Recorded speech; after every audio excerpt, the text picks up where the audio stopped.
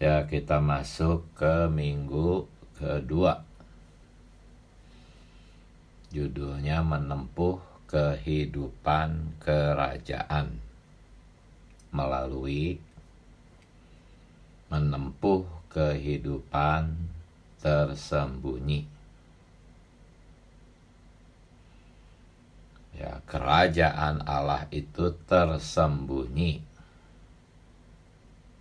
Karena itu kehidupan umat kerajaan juga pasti tersembunyi. Ya. Mari kita coba melihat ya, apa dan bagaimana kehidupan yang tersembunyi ini ya. Di hari pertama ini teladannya Tuhan Yesus berdoa seorang diri. Nah, saudara-saudari, di bumi ini kehidupan kerajaan Allah adalah suatu kehidupan yang tersembunyi. Walaupun orang-orang Kristen yang sejati, orang-orang Kristen pemenang, ya, hidup secara jasmani, tetapi kehidupan mereka itu tersembunyi. Karena mereka hidup di dalam sebuah kerajaan yang tersembunyi. Di dalam Kolose 3 ayat 3, dikatakan hidupmu tersembunyi bersama Kristus di dalam Allah. Jadi kehidupan kita sebagai umat kerajaan itu tersembunyi, saudara-saudari.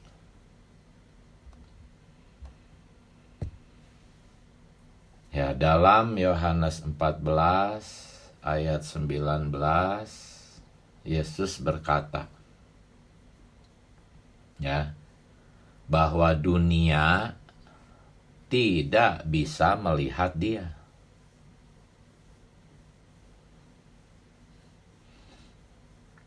Dunia itu tidak bisa melihat Dia. Ya, jadi artinya orang-orang dunia itu tidak bisa melihat Kristus di dalam orang-orang Kristen, khususnya orang-orang Kristen yang normal. Ya. Dunia tidak bisa melihat Dia. Menurut Yohanes 14 ayat 19, Dia ada di dalam orang-orang Kristen.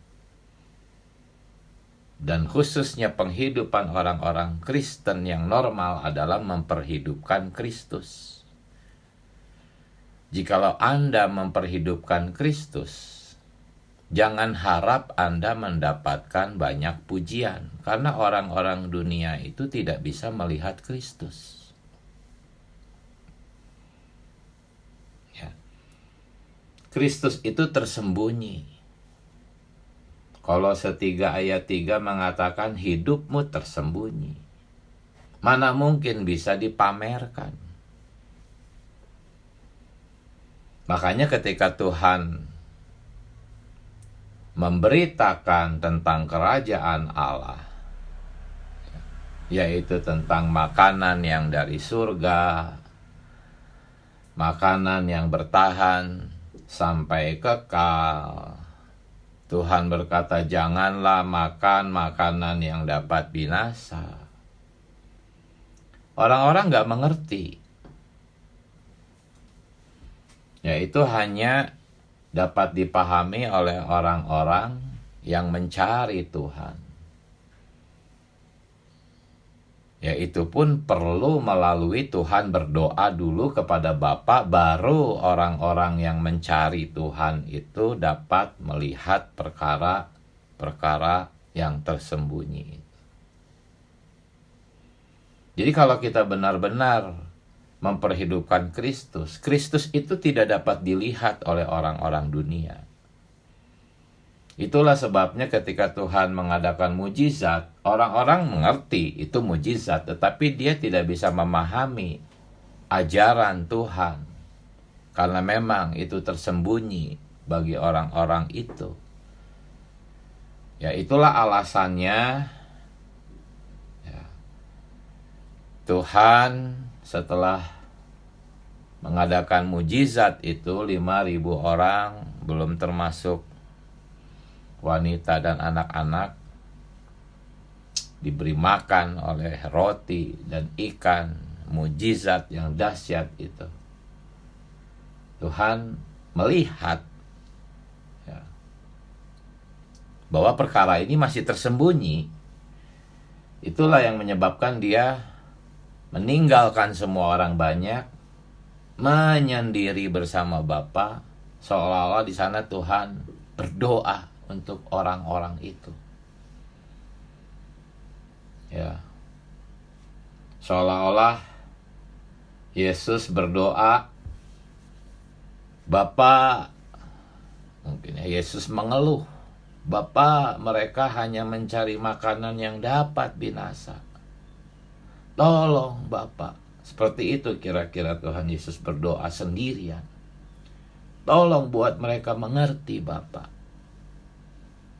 bahwa akulah makanan itu. Bahwa bukan mujizat itulah yang mereka butuhkan. Akulah makanan yang bisa bertahan sampai kekal. Seperti itulah seolah-olah Tuhan berdoa. Jadi Tuhan tidak senang kepada pujian orang banyak, tetapi pujiannya salah gitu. Tuhan ingin memberikan sesuatu yang tersembunyi kepada mereka, tapi mereka maunya yang jelas kelihatan gitu ya, seperti mujizat itu. Saudara-saudari, untuk memahami kerajaan Allah, pengajaran Alkitab itu butuh wahyu, saudara-saudari. Itulah sebabnya Tuhan Yesus pergi sendirian berdoa. Itu alasannya. Jadi jangan heran, sedikit banyak kita di pemulihan Tuhan sudah memiliki harta mustika yang masih tersembunyi bagi banyak orang-orang Kristen di kekristenan. Itu sesuatu yang tersembunyi. Tanpa berdoa, tidak mungkin Anda dapat menyuplaikan ini kepada orang-orang. Kita perlu berdoa, punya kehidupan doa seperti Tuhan Yesus. Ya, karena apa? Karena walaupun kita sudah berdoa, tetap akan ada yang ngeritik, tetap ada yang menolak. Itu nggak apa-apa. Tetapi sedikit banyak kita akan menemukan 1-2 orang yang bisa menerima suplai mustika yang tersembunyi ini. Ya, Injil kerajaan ini memang tersembunyi. Jadi jangan heran kalau banyak yang menolak, mengkritik. Tetapi bagi para pencari kebenaran, ya, mereka pasti bisa menerima apa yang kita suplaikan. Ya, jadi saudara-saudari, pemberitaan Injil yang asli ya, itu pasti tersembunyi bagi orang-orang duniawi. Orang-orang duniawi ini ada orang-orang dari agama lain dan ada juga orang-orang dari kekristenan. Semua yang duniawi pasti tidak dapat menerima pemberitaan Injil yang asli. Itu hanya dapat dinikmati oleh para pencarinya. Nah, sebelum kita bertemu dengan orang-orang yang mencari Tuhan, kitalah terlebih dulu harus menjadi pencari Kristus yang tersembunyi itu ya. Ingat Yohanes 14 ayat 19, itu prinsip. Dunia itu tidak dapat melihat Kristus. Tetapi jikalau Anda adalah orang-orang yang mencari Kristus, maka Anda akan pertama-tama mencicipi janji Tuhan yang ada di dalam Wahyu 2 ayat 17. Ya. Ada janji Tuhan bagi para pencarinya di dalam Wahyu 2 ayat 17. Jikalau Anda mencarinya, Anda akan mencicipi janji ini. Apa janji di dalam Wahyu 2 ayat 17? Janjinya adalah satu bagian yang istimewa, yaitu mana yang tersembunyi. Jangan merasa mampu memahami firman Allah. Jangan merasa sudah mampu memahami firman Allah. Tuhan Yesus, tanpa Allah mewahyukan yang tersembunyi, betapa Anda dan saya sudah berpengalaman sekalipun, tidak bisa dapat menerima wahyu. Karena mana itu tersembunyi. Memang ada mana yang terbuka. Ya, mana yang terbuka itu ya mengenai kebenaran-kebenaran yang di permukaan. Ya, Yesus juru selamat, percaya Tuhan akan diselamatkan. Itu semua adalah wahyu-wahyu yang gratis. Tidak perlu mencari. Tuhan yang mencari orang. Tuhan mewahyukan mana yang terbuka untuk umum.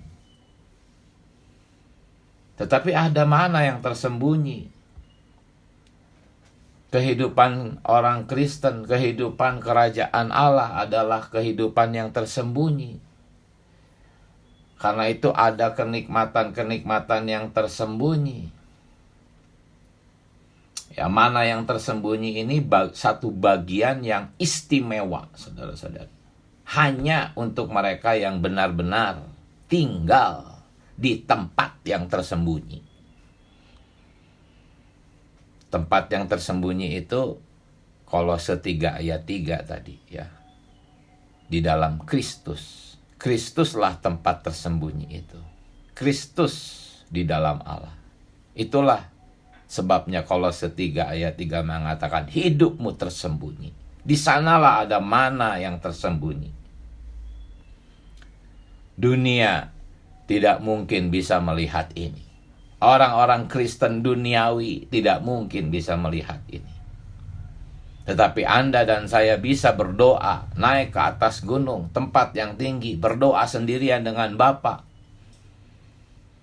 Maka Bapa akan memimpin kita bertemu dengan para pencari-pencari Kristus. Yang sama-sama mencari Kristus yang tersembunyi. Inilah menempuh kehidupan kerajaan.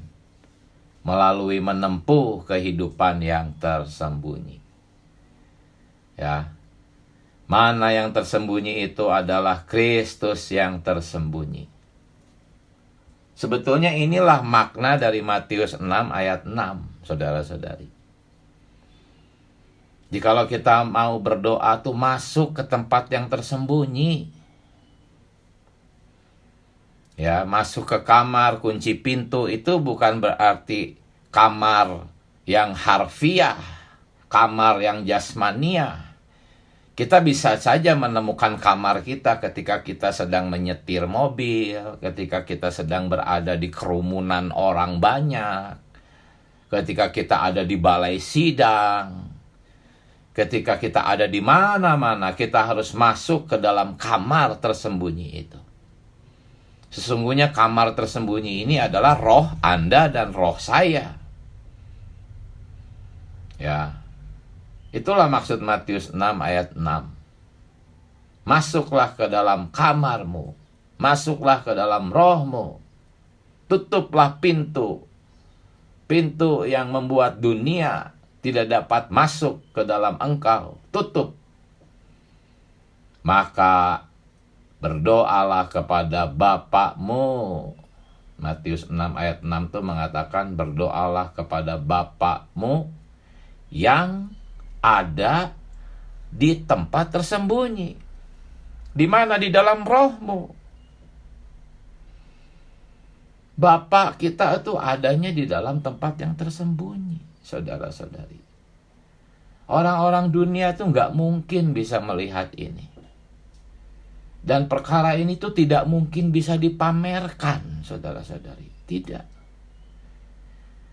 Ya. Mengekspresikan Kristus itu berbeda dengan orang-orang sombong yang pamer. Bukan seperti itu. Mengekspresikan Kristus itu bukan pamer yang seperti itu. Memang kita ada pameran Kristus, tetapi ini pameran yang rohani. Walaupun kita sudah memamerkannya, tetap orang-orang dunia itu nggak bisa melihat. Ya, tetapi kita jangan jatuh ke dalam memamerkan diri sendiri. Ya, yang harus kita pamerkan itu adalah Kristus. Tetapi walaupun kita sudah memamerkannya, orang-orang dunia tidak dapat bisa melihatnya. Untuk itulah kita sekali lagi perlu berdoa agar ketika kita mengekspresikan Kristus, orang-orang yang mencari Tuhan akan terpancing, terkail, ya. Bisa kita bawa ke dalam kehidupan gereja. Sekali lagi, Matius 6 ayat 6. Jikalau engkau berdoa, masuklah ke dalam kamarmu, ke dalam rohmu. Di sana pintu akan tertutup. Dunia tidak bisa masuk ke dalam kita. Berdoalah kepada Bapakmu yang ada di tempat tersembunyi. Itu ada di dalam rohmu. Maka Bapakmu akan melihat yang tersembunyi. Berdoa sedemikian itu sebetulnya ya kita menikmati Kristus yang tersembunyi. Kita menikmati mana yang tersembunyi. Ya, memiliki kehidupan doa yang di dalam roh itu akan membuat firman Allah menjadi mana yang tersembunyi. Kita makan, kita nikmati. Itulah sebetulnya tempat atau ruang maha kudus yang tersembunyi. Ya, di sanalah kita menikmati Kristus yang tersembunyi. Di mana? Di dalam roh kita. Sebagaimana yang tersembunyi, satu bagian yang istimewa hanya didapatkan oleh para pencarinya. Menjadi suplai bagi kita setiap hari. Ya. Tempat tersembunyi itu sebetulnya suatu tempat yang tinggi, saudara-saudari. Kita dibawa ke tempat yang tinggi. Ada banyak orang-orang yang banyak pengikutnya, bicara selalu di hadapan orang banyak, dipuji, diagungkan. Ada banyak orang-orang mengaku dirinya hamba Tuhan, tetapi dia dipuji, diagungkan, ditinggikan. Itu sebenarnya tempat yang rendah, saudara-saudari. Tempat yang tinggi itu adalah jikalau Anda dan saya sendirian bersama Bapa. Itulah gunung tempat Tuhan Yesus berdoa. Kalau Anda berada di kerumunan orang banyak, itu masih rendah. Ya. Tuhan Yesus sengaja merendahkan dirinya, turun di depan hadapan orang banyak, memamerkan kuasa Allah. Tapi tetap orang-orang tidak bisa melihat. Orang-orang yang mau melihat Tuhan harus ikut Tuhan ke atas gunung, menyendiri bersama Bapa. Ya teman, sekarang ada banyak orang yang senangnya di tempat yang rendah, di kerumunan orang banyak yang memuji dia, mengagungkan dia. Ya, ada banyak orang-orang Kristen merasa dirinya hamba Tuhan sudah berhasil karena banyak pengikutnya, banyak yang memuji dia. Lalu dia betah tinggal di sana, di antara para pemujanya. Sesungguhnya itu tempat yang paling rendah, dan orang itu sudah mendapatkan upahnya, kata Tuhan.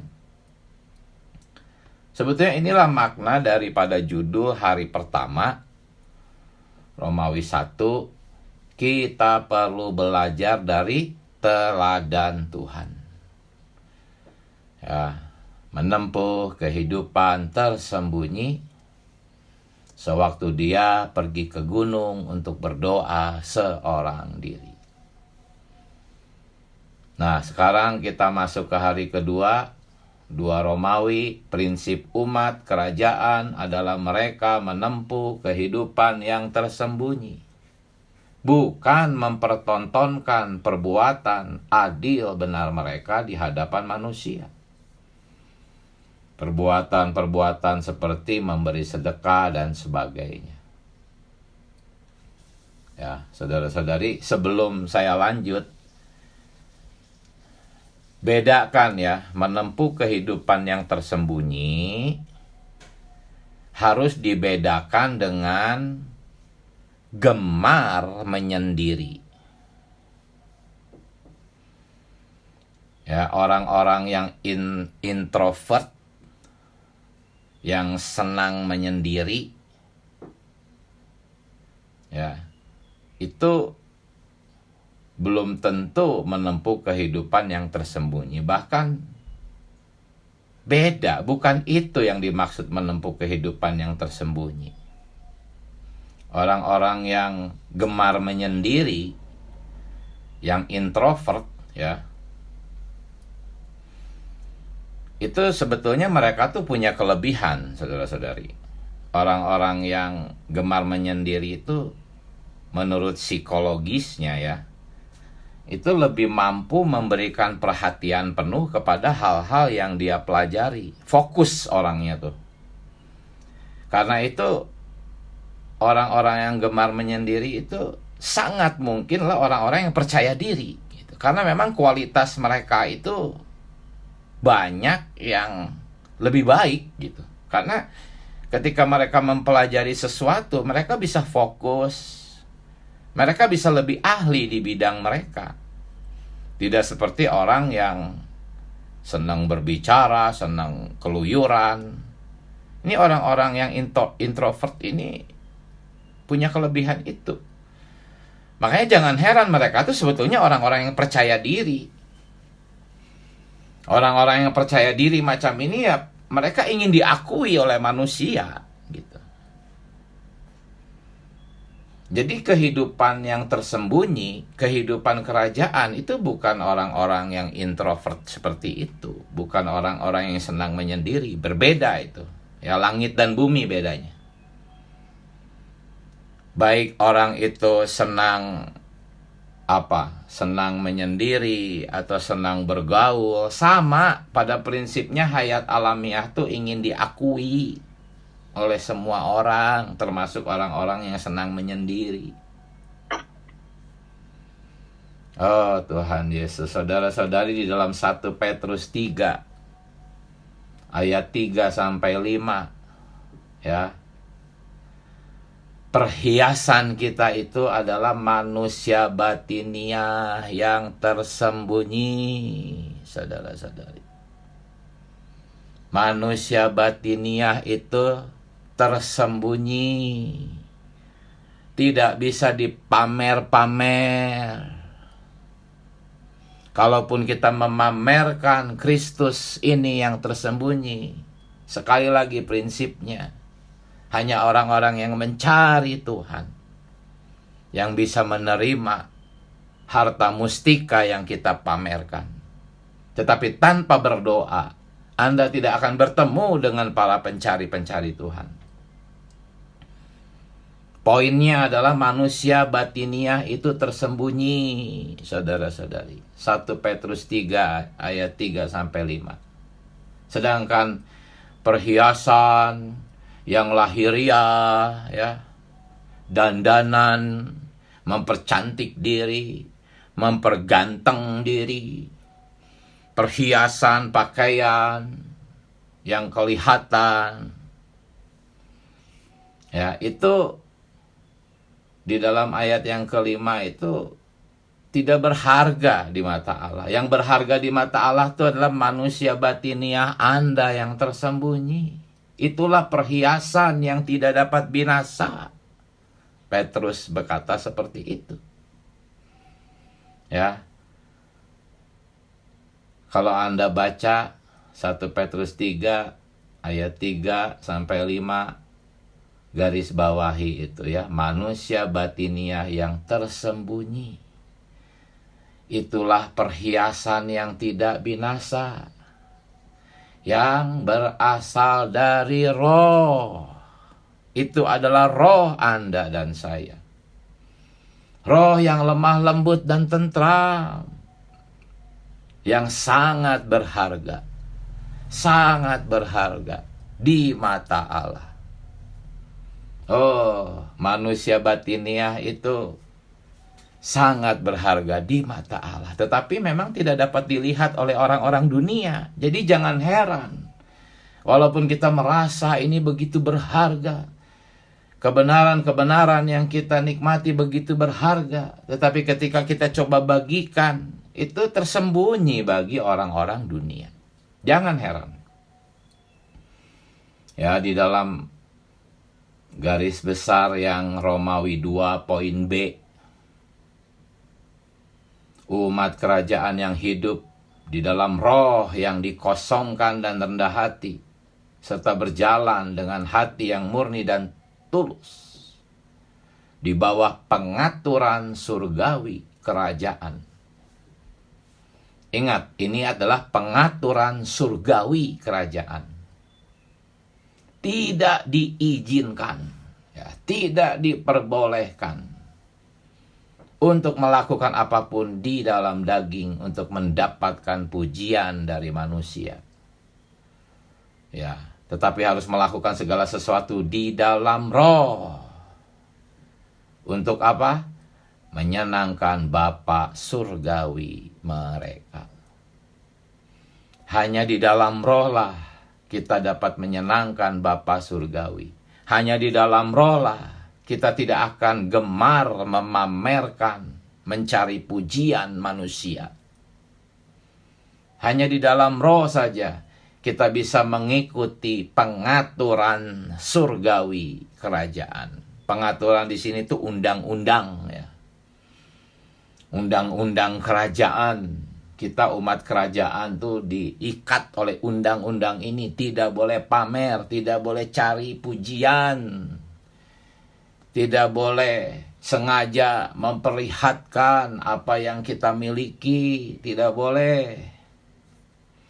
Jikalau kita demikian, maka kita akan dapat upah dari Bapa. Ya. 3 ilustrasi itu. Ya. Memberi sedekah, berdoa, dan berpuasa. Di dalam Matius 6 ayat 4, ayat 6, ayat 18. Ketiganya dikatakan, Bapakmu yang tersembunyi akan membalasnya kepadamu. Apa ini? Ini upah dari Bapa. Ya, kita yang mungkin masih alamiah berpikir upah ini adalah berkat-berkat. Ya, kesuksesan, kesehatan, surga. Bukan, berkatnya apa? Upahnya apa? Saudara-saudari, upahnya adalah ego Anda akan terbunuh. Wah, apakah Anda menyukai upah ini? Ego Anda akan terbunuh. Anda akan menjadi orang yang hidup di dalam suatu tempat tersembunyi bersama Kristus.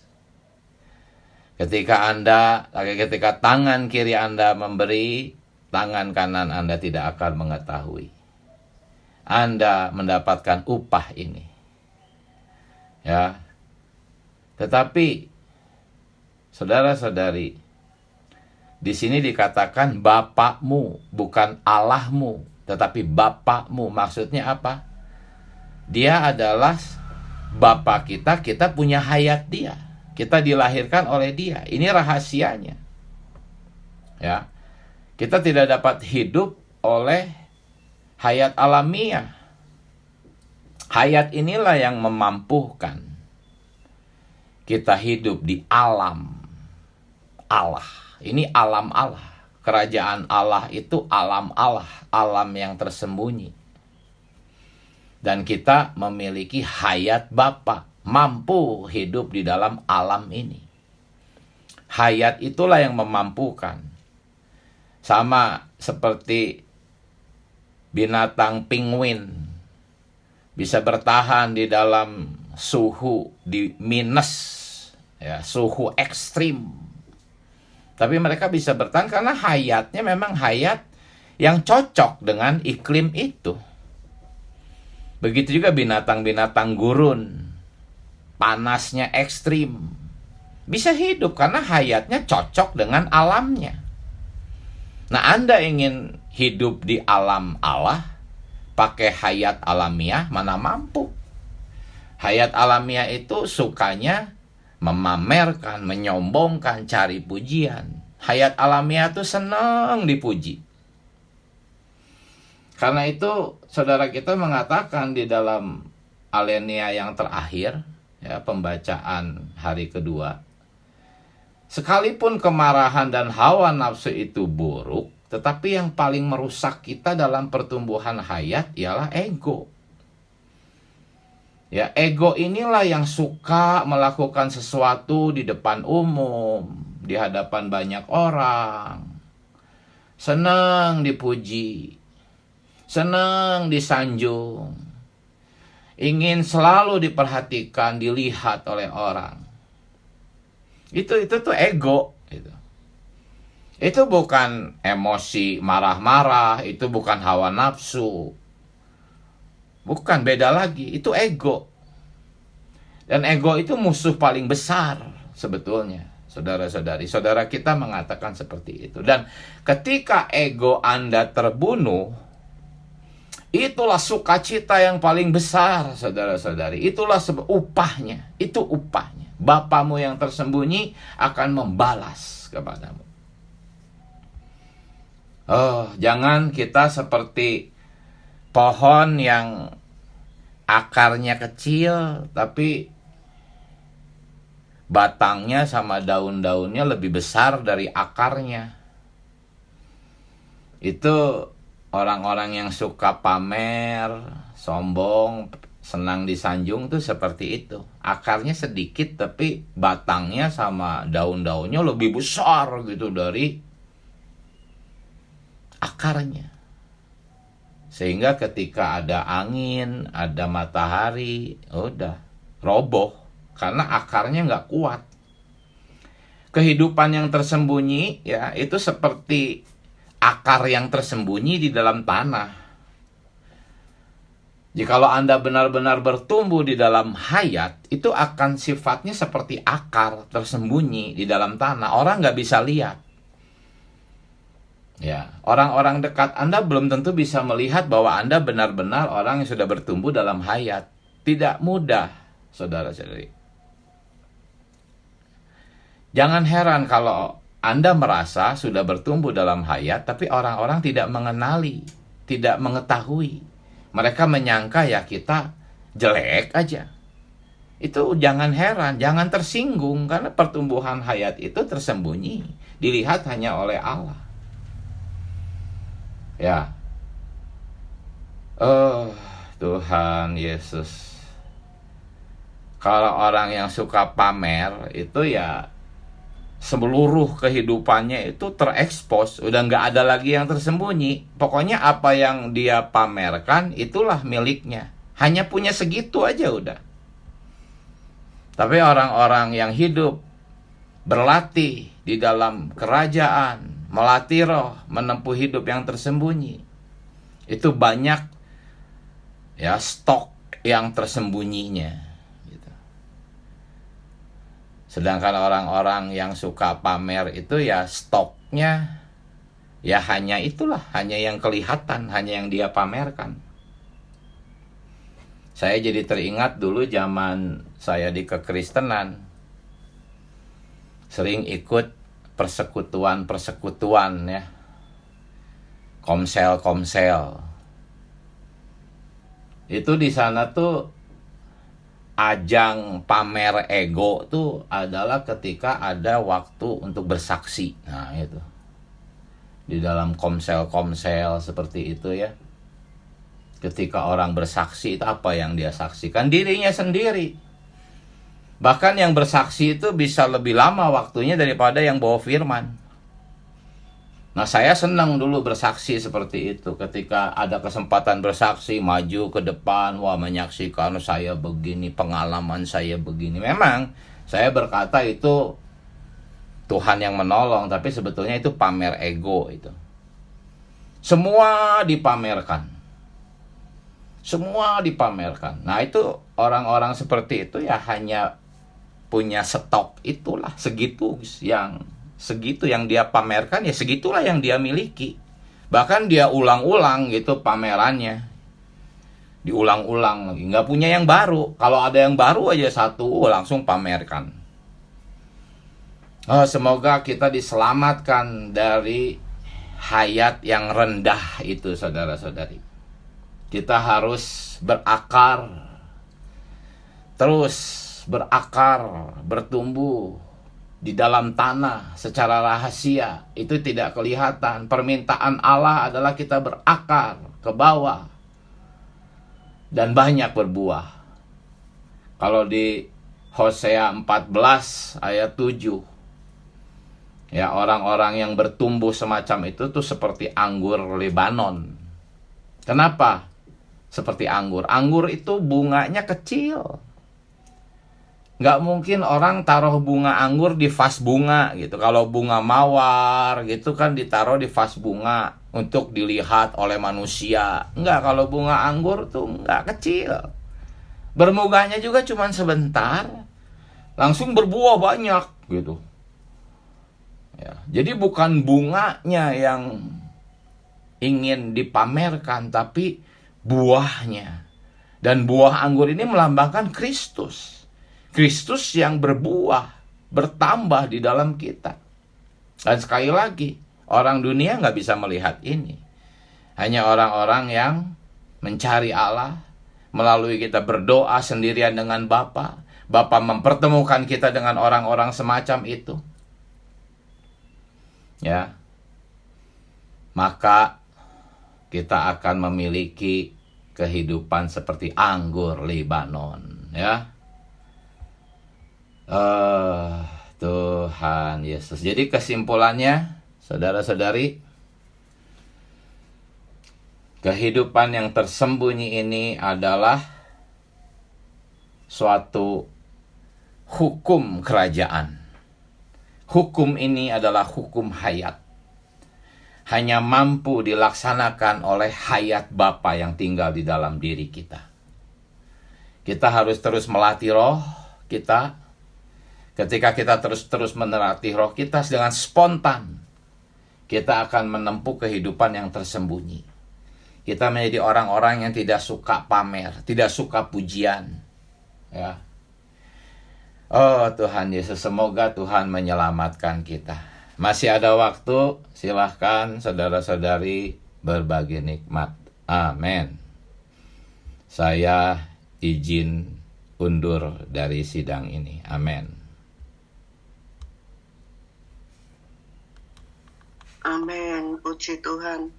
Silahkan saudara-saudari yang mau sharing, masih ada waktu sedikit, puji Tuhan.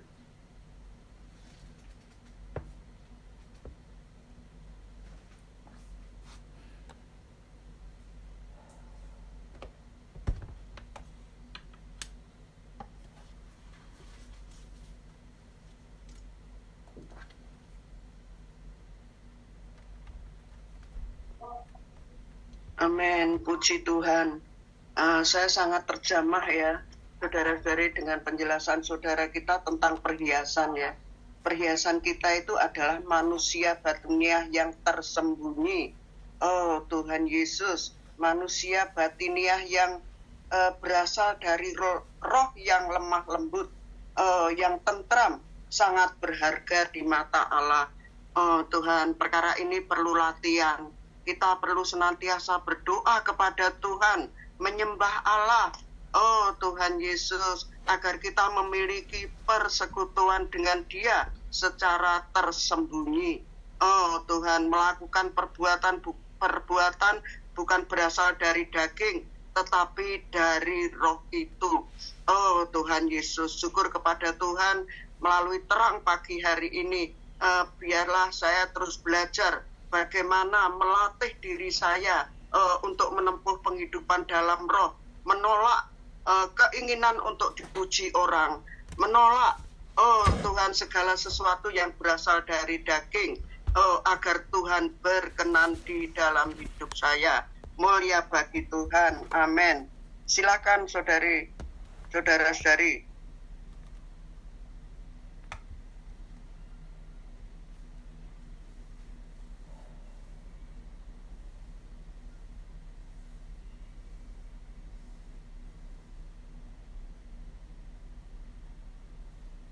Dari Marta mungkin. Ya, saya terjamah ya waktu sudah berbicara bahwa perkara-perkara yang tersembunyi itu ada di dalam roh kita. Jadi kan banyak orang menggambarkan bahwa harus masuk kamar atau gimana supaya kita bisa berdoa kepada Bapa. Tapi ternyata hari ini kita menyadari bahwa perkara yang tersembunyi itu ada di dalam roh kita. Nah, kalau ada di dalam roh kita pasti tidak ada kesempatan untuk pamer. Dan tadi orang-orang tidak bisa melihat kita karena tersembunyi. Terus orang-orang yang di luar Kristus pasti penghidupannya adalah pameran. Jangankan di luar Kristus, di dalam dunia kekristenan juga seperti saudara tadi mengutarakannya, kalau bersaksi atau membicarakan firman itu penuh dengan pameran, karena ternyata pameran itu adalah mengubah ego manusia. Supaya mau apa? Dipuji, diagungkan, dan dimuliakan. Nah, salah satu teladan Tuhan Yesus di sini bahwa dia pada waktu memberi makan 5.000 orang laki-laki dan tanpa perempuan dan anak tidak terhitung, dia langsung pergi keluar dari himpunan banyak orang. Karena kalau orang-orang yang seperti hebatnya seperti Tuhan Yesus itu, misalnya para orang-orang hamba-hamba yang melayani itu kan pekerjaan yang besar. Pasti kalau dia tidak ada di dalam sebagai dalam yang tersembunyi itu, pasti akan mau diagungkan, dimuliakan, dan dipuji, dipamerkan. Karena dia merasa, saya hebat hari ini bisa mengerjakan perkara-perkara yang demikian. Puji Tuhan, saudara-saudari, hari ini kita terus berlatih. Ternyata kita memiliki Allah yang tersembunyi. Allah yang tersembunyi ini pada waktu kita memiliki seperti tadi Tuhan Yesus doa, dia lari kepada Bapa. Di dalam doa seseorang betul-betul di dalam bersatu dengan Bapa, pasti banyak mengandung wahyu. Kita pasti belum banyak tahu tentang hal-hal perkara ilahi, tapi dengan banyaknya kita sekutu dengan Tuhan, pasti Tuhan akan membukakan banyak perkara ilahi. Kemudian tadi saudara bicara itu saya mengaminkan. Dia bilang katakan bahwa kalau kita betul-betul ada di dalam roh yang tersembunyi bersekutu dengan Bapa, kita akan mendapatkan orang-orang pilihan. Orang-orang yang Tuhan persiapkan, orang-orang yang harapan didapatkan melalui kita memiliki persekutuan dengan Bapa. Jadi kita tidak usah terlalu sulit bagaimana mencari orang-orang pilihan. Datang saja kepada Bapa. Dia kan yang tahu bahwa segala, dia bilang ada ayat perkataan Tuhan bilang bahwa teladan orang-orang pilihan Tuhan itu adalah milik Bapa. Jadi kalau kita datang kepada Dia, pasti Dia akan berikan ini. Jadi orang banyak tadi kan doa Tuhan Yesus katakan bahwa Tuhan biar kita tidak mencari makanan fisik, tapi mencari makanan atau hidup yang kekal itu. Itulah doa Tuhan Yesus. Nah, hari ini kita harus betul-betul ada di dalam roh perkara yang tersembunyi ini, sehingga setiap hari ada latihan. Di malam saya mengikuti pengayaan, saya betul-betul terjamah. Salah satu saudara membicarakan bahwa orang-orang dulu, tokoh-tokoh besar dulu itu yang di dalam pelayanannya itu betul-betul adalah orang-orang yang tersembunyi, orang-orang yang betul-betul ada di dalam Bapa. Nah, dia berikan contoh Miss Barber. Dia betul-betul orang yang tersembunyi. Sehingga dengan tersembunyi itu dia melahirkan dua tokoh besar ini, yaitu Watchmeni dan Witness Lee. Akhirnya hari ini menjadi berkat besar untuk kita di pemulihan Tuhan. Nah, ini yang dia dapatkan melalui roh di dalam perkara yang tersembunyi. Sehingga kalau tersembunyi pasti dia tidak akan pamer diri, karena di dalam dia ada Allah yang terus expose di luar. Puji Tuhan, ini yang saya bisa bagikan. Amin.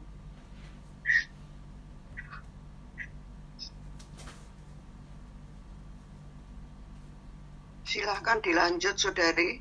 Mungkin Saudari Ango, Saudari Kasia, silahkan. Amin. Amin. Puji Tuhan ya. Saya juga menikmati berita pagi ini ya. Saya juga sama terjemah di Matius 6 ini ya, bahwa masuklah ke dalam kamar. Dulu saya berpikir ya, kalau masuk ke dalam kamar adalah kamar fisik ya, tetapi puji Tuhan ya, saudara yang di depan tadi sudah menyampaikan begitu terang ya, bahwa masuk ke dalam kamar adalah ke dalam roh kita ya.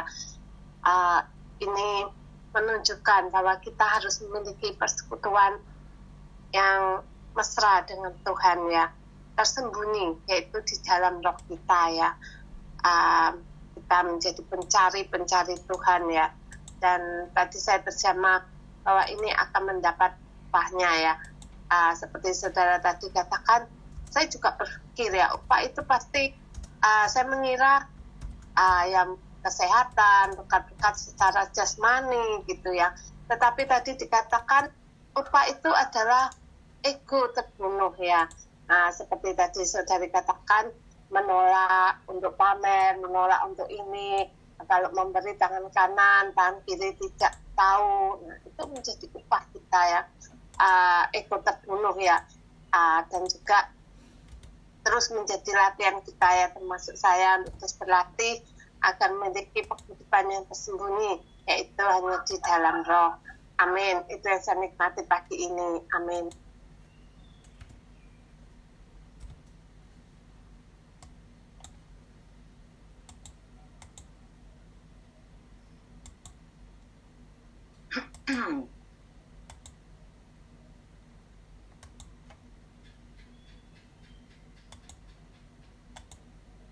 Silahkan Saudari Nora. Amin. Puji Tuhan, terang yang saya dapat pagi ini adalah bagaimana kehidupan yang tersembunyi. Teladannya adalah Tuhan Yesus sendiri. Bagaimana Yesus berdoa secara tersembunyi. Karena di dalam Kolose 3 ayat 3 dikatakan hidup kita tersembunyi bersama dengan Kristus. Bahkan Yesus sendiri berkata bahwa dunia tidak dapat melihat Dia.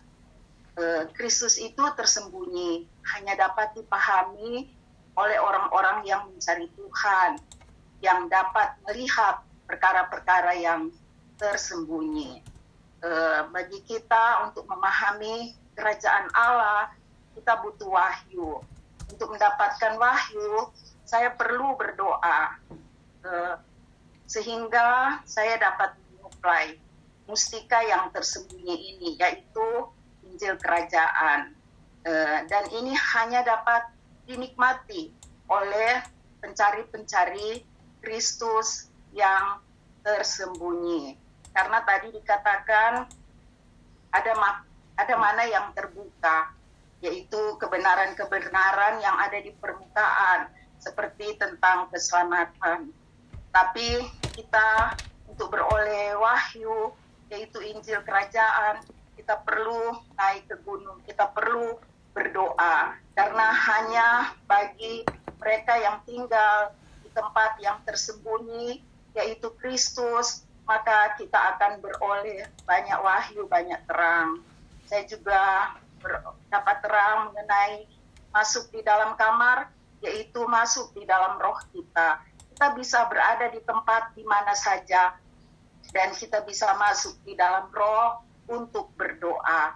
Kehidupan yang tersembunyi ini akan menjamah banyak orang untuk datang kepada Tuhan melalui kita. Amin.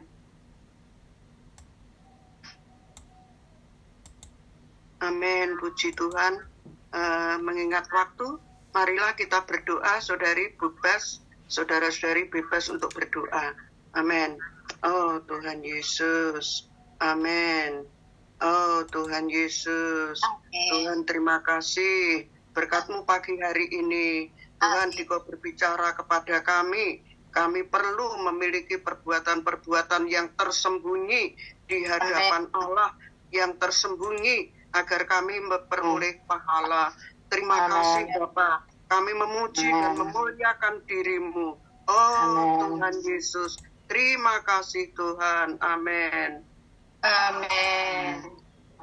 Puji Tuhan. Bahwa kami melihat Tuhan, pahala itu, ego yang terbunuh. Untuk itu kami harus berjuang ya Tuhan, menikmati Kau, melatih roh senantiasa, sehingga kami Tuhan mempunyai kehidupan yang tersembunyi oleh hayat yang menang itu. Oh, dapatkan setiap kami melihat ini. Oh Tuhan, terima kasih. Amin. Dari Marta berdoa waktu ada. Ya, terima kasih Tuhan. Sungguh kami memuji Engkau Tuhan. Amin. Engkau memberikan jalan lagi Tuhan yang paling dalam. Ternyata untuk perkara-perkara tersembunyi inilah ya Tuhan. Banyak sekali perkara yang masih kita belum tahu. Tapi dengan kami berdoa, bersekutu dengan Tuhan, pasti kami terwahyu. Engkau mewahyukan diri-Mu. Dan setiap hari mematikan ego kami. Ini juga merupakan pahala. Tuhan, siapkan kami, hati kami. Oh, hanya makin terbuka padamu. Kau menyalurkan diri-Mu, menyalurkan apa adanya di Kau. Terima kasih Tuhan. Perkara ini makin hari kami bisa berjuang untuk melawan semua alamiah daging kami yang menjadi penghambat supaya bersekutu dengan-Mu. Tuhan, terima kasih. Mulia bagi Tuhan. Haleluya. Amin. Amin. Terima kasih saudara-saudari. Terima kasih saudari. Amin. Semua. Amin. Amin. Amin. Amin. Puji Tuhan. Amin.